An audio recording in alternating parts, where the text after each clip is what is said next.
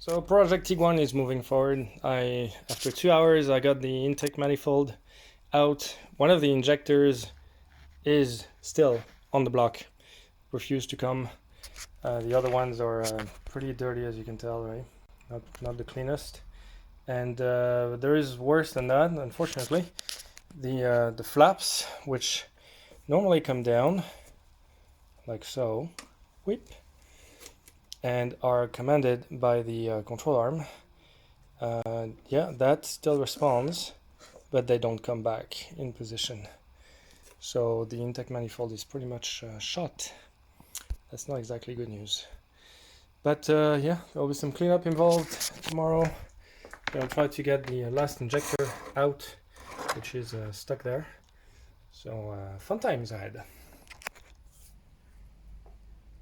Alright, so we're back to the project Tiguan and the intake manifold, the air intake manifold, which needs to be replaced in this case because of a malfunction on the right side. And if you actually look at the unit itself, then you will realize that on the side here there's your control arm with the actuator here that's controlled to your controlled by it's connected to your vacuum line, and this connection on the back here is loose, right? This is a common problem.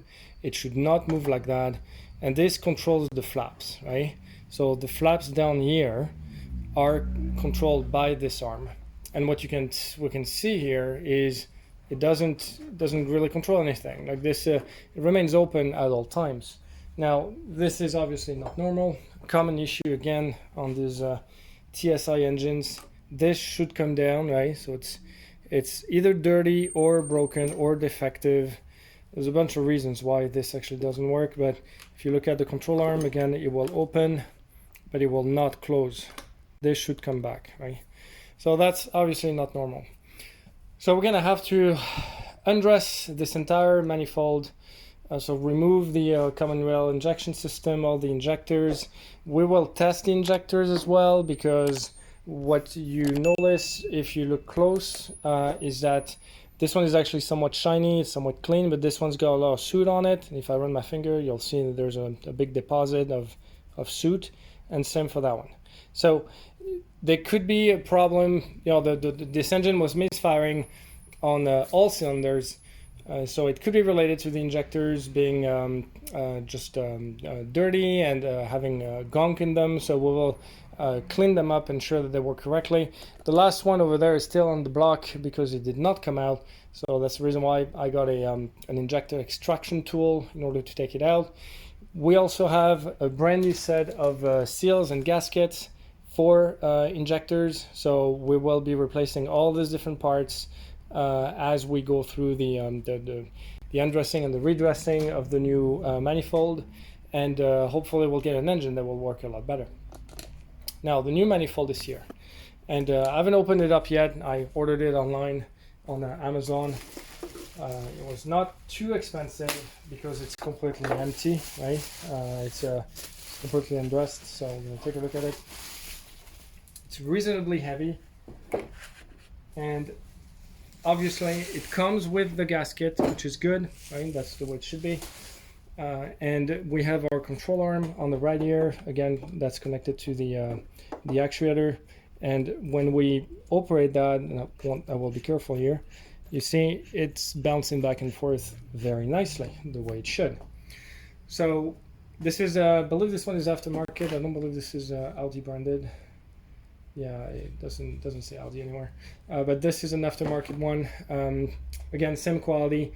So we need to take everything off of this one and put it on that one.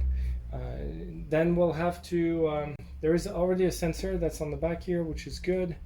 We have the actuator arm. Everything seems to be in place here, and we've got a sensor here too, which is good. I did not expect that actually. So that's great. This is looking really good. Now the exercise is just to undress the other manifold and put the parts back on the new one. Got a new gasket up here, new gasket as well on the actual manifold itself. So it's looking pretty straightforward, right? I will get started on this by removing everything off of this one, and I might actually speed up the process a little bit.